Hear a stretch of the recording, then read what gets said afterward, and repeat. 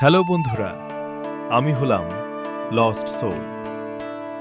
আমার বাড়ি পশ্চিমবঙ্গের উত্তর ২৪ পরগনায়।